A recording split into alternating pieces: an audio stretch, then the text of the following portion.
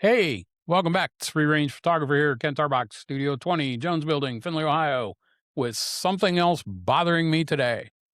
I hope you're enjoying this. I am. It's kind of some cool therapy. Maybe it's irritating you. I don't know. Maybe nobody's listening. I'm trying to figure that out as we move along here. So let's dive right into it. What's the best lens? Hell, I don't know. Okay. But there's an awful lot of YouTube videos that seem to want to answer that question. So let's dive right into it. What's the best prime? What's the best zoom? Are primes better than zoom? Are zooms better than primes? How many do I need? What do I have to do? Where do I buy them? What about bokeh? What about this? What about that? What about that? Stop. Okay. Knock it off. Let's figure out a few things here and then let's move on. Okay. What f-stop's best? I need the fastest one possible. Blah, blah, blah. On and on we go. Best travel lens, best portrait lens, best whatever. See how this can happen? It just snowballs. Okay. Yeah. I'm not going to argue the fact there are focal lengths that work better for given situations. And we're going to talk about that for a minute. We're going to try to cut through the clutter. We're going to try to maybe help people understand what they're getting into. And maybe if you've picked up on some of these things here, I'm not necessarily out here trying to address the seasoned or pro or veteran photographer.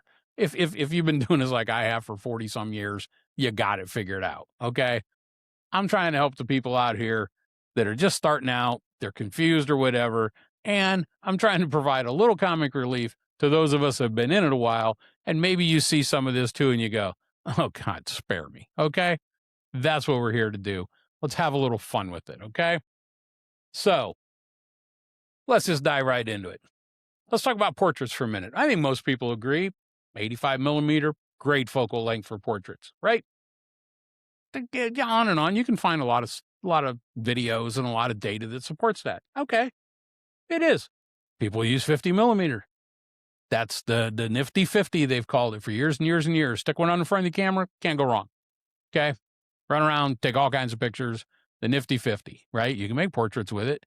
You can do whatever with it. Okay, it doesn't zoom. You zoom with your feet. We'll talk about that in a second.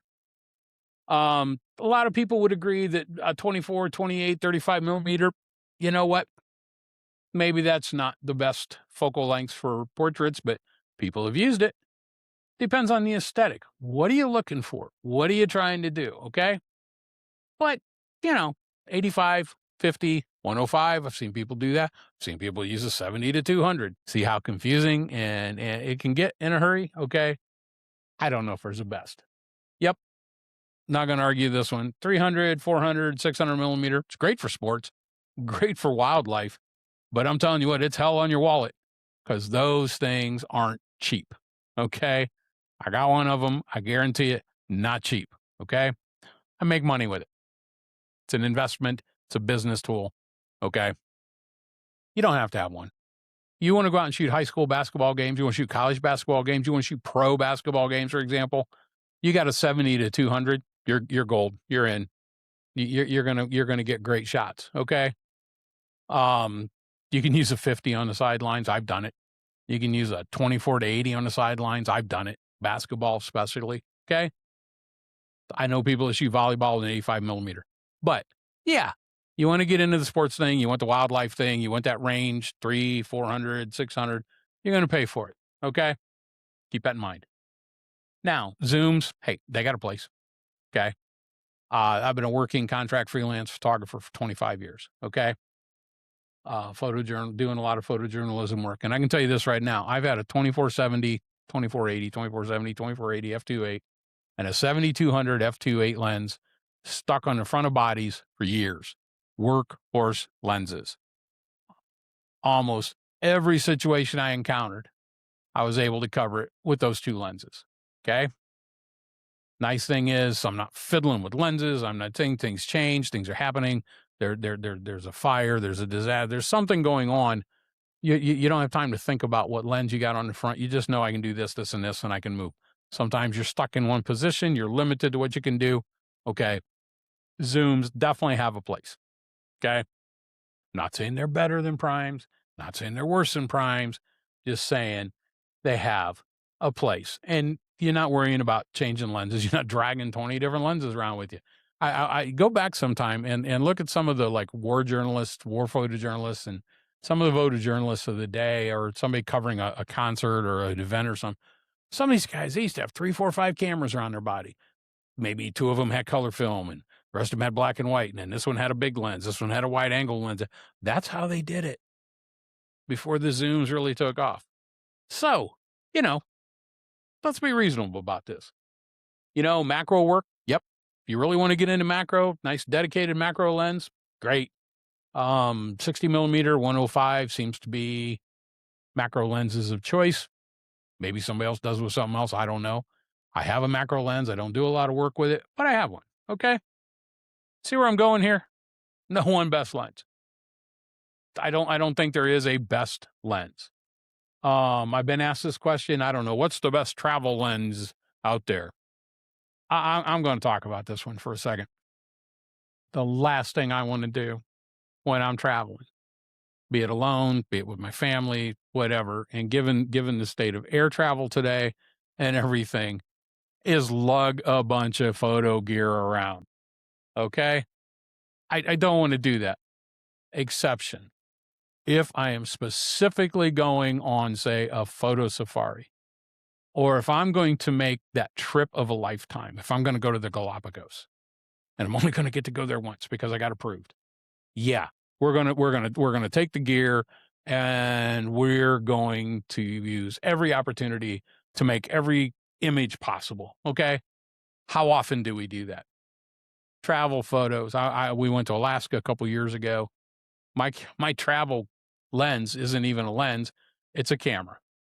I got a Leica Deluxe 7. It's got a 24 to 150 zoom or something on it. It's a digital thing. I can put it on a wrist strap. It can dangle around my wrist. It takes fabulous photos for what I'm trying to do on vacation, because all we're doing is refrigerator photos. Well, now they're not even refrigerator. They're in our skylight frame that we share with some relatives. Okay. And we look at it and go, oh, you remember when we were up in Denali, or you remember when we were in Iceland, or you remember when we were here? There's the pictures. Okay. Yeah. I'm not on vacation. I'm not shooting for National Geographic. Okay. I'm there to have fun. But I see people, and I don't want to lug around a big old backpack with me and all that weight and all that gear and hauling all that crap around and bodies day. No. Now, if you do, good on you. Your life, knock yourself out. Okay. It's not for me. So when people ask me what the best lens is, I tell them, here's the best camera. And that's it. That's what I tell them. And then they just look at me. Sometimes they walk away. Most times they walk away. Okay. Okay. You're on vacation. Take your snaps. Go get a pint. Enjoy yourself. Okay. Camera, all the gear, all that stuff. It's going to be home. Okay. Street photography. When I go out and pop around and do my street photography, okay, I've got an old Dom Key F2 canvas bag. All the old timers know what it is. I throw a Nikon ZF in there. I got a 28 millimeter and a 40 millimeter lens and a water bottle and a couple of protein bars. That's my kit. Off I go. No backpack, no nothing. Off I go. Okay. You see where I'm going here? There is no one perfect lens. There is no one best lens. There is no one best prime. I'm sure people will argue with me. Go ahead, write a comment. I don't care. I'm curious what you have to say. But you're not really going to change my mind. And I'm not here to change your mind. I'm just trying to help clear up some of the smoke that's out there with all this stuff. Okay. You don't need an arsenal of lenses to make good images. Okay. You know, if you decide you really like macro work, get a macro lens. Okay. And maybe that's all you need. Maybe it's all you're ever going to do. Landscapes. Yep. Wide angle. Not going to argue that. People like to do that, right? Big wide angle, big scenic vistas. Great. Go get it. Sports. Yeah. You're probably going to need the longer focal lengths if you want to take better than average sports photos. Okay. If you just like to wander about, you don't know what it is you want to photograph, maybe a zoom works for you. Maybe you just slap that 24 to 105 on there, 24 to 120, whatever they got now. It's a pretty good range. Kind of covers a little bit of everything. And I'm not going to argue about image sharpness, and I'm not a pixel peeper and a pixel counter and all that crap. Because again, most of your photos, unless you're blowing them up mega size, they're going to be on your little skylight frame. Somebody's going to look at them on their phone, right? They're going to pick up their phone. They're going to be, wow, it's a really cool photo. Or it's on their skylight frame. It's on their iPad. It's on their MacBook. Give it a rest. Okay. Find a lens or two, maybe three that you need. Okay. I guess what I'm really getting at here is whatever it is that you want to do or whatever lens you think you have, just get one and go out and start taking pictures. Stick a 50 millimeter on the front of your camera and start taking pictures. Okay. Especially if you're new to the game, and then figure out what it is you need. Okay. It really is kind of that simple. You know what? You may find out you don't need anything more than the good old fashioned nifty 50. Let me know what you think in the comments. Subscribe, follow, like. Come on back soon. I'm sure that I'll find something else that's irritated me today. Until then, free range photographer, we're out of here. Have a good one.